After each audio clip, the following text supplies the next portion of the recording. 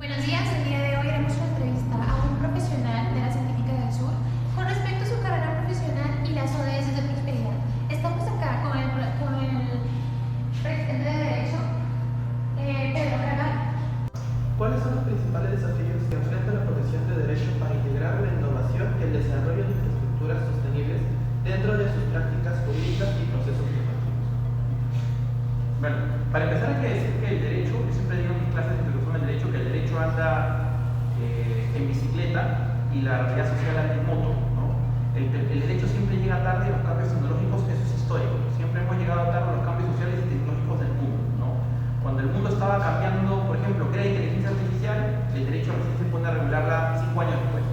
Profesor, ¿cómo entiende usted los principios del trabajo decente y con el crecimiento económico en su práctica profesional diaria, considerando el contexto socioeconómico? En principio, yo los incorporo en mis roles de responsabilidad, no solamente como profesional en el ámbito, digamos, de la docencia, sino también en el ámbito profesional como abogado. Primero, en el ámbito de la docencia, creo que es importante que cualquier tipo de relación laboral uno vele por el espacio no solamente del cumplimiento de la jornada de trabajo y los espacios que implica el trabajo, sino también con los espacios también de dejar de trabajar, porque parte de la salud también es que el trabajador no solamente cumpla con las jornadas, sino que también hay momentos de descanso dentro de ese proceso. ¿Cómo puede el marco legal actual contribuir a garantizar el acceso equitativo a servicios básicos y espacios públicos seguros y sostenibles en las ciudades? Bueno, es importante mencionar que el Perú sí tiene un marco legal para reconocimiento de derechos humanos que están vinculados a lo que tú bien mencionas, que tiene que ver con los derechos sociales, el derecho a la vivienda, a la seguridad, a los recursos que son esenciales para la condiciones colectivas de las personas.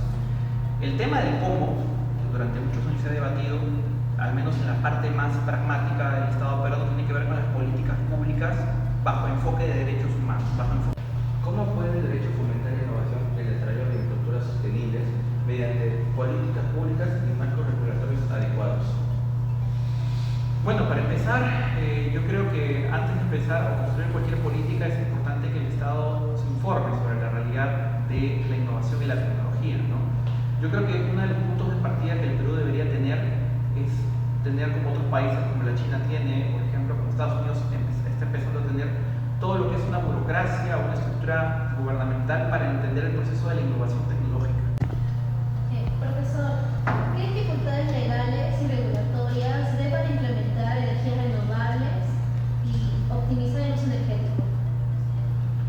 Bueno, para empezar hay que decir que el Perú de manera muy reciente se empezó a preocupar por el tema de regulación de energías renovables, mejor dicho. Y esto es un tema que tiene pues una estructura administrativa de parte del Estado que lamentablemente ha sido todavía es insuficiente en muchos aspectos. ¿Cómo puede el marco jurídico ayudar a reducir las desigualdades en nuestro país, especialmente en el acceso a la justicia y a la protección de los grupos vulnerables? Bueno, para empezar hay que decir que el Perú sí tiene un marco constitucional, que es el marco del artículo 139 de la Constitución, que habla de los principios de la ofensa jurisdiccional, el artículo 2 y el artículo 3, que hablan de los derechos fundamentales. Sin embargo, ya pensando en cómo esto se articula desde aspectos para la mejora en la calidad de la justicia, el acceso a la justicia, podemos mejorar esfuerzos muy recientes que ha tenido el Estado peruano. Uno de los más recientes es la creación de la política multisectorial de derechos humanos 2025-2040, que es una política que se aprobó el año pasado para buscar incorporar esos parámetros en la política de justicia. El derecho en la regulación y fiscalización de prácticas empresariales para asegurar un crecimiento económico inclusivo y sostenible. Muy bien. Hay que entender que el derecho tiene dos tipos de relaciones. Relaciones verticales, que tienen que ver del Estado hacia los individuos, y las relaciones horizontales, que tienen que ver con las relaciones entre partes, entre los ciudadanos, pero también entre los privados y los ciudadanos. Y en ese aspecto el derecho busca regular esas relaciones privadas, buscando que esas relaciones se cumplan la ley. Hasta aquí ha llegado la entrevista de hoy. Esto demuestra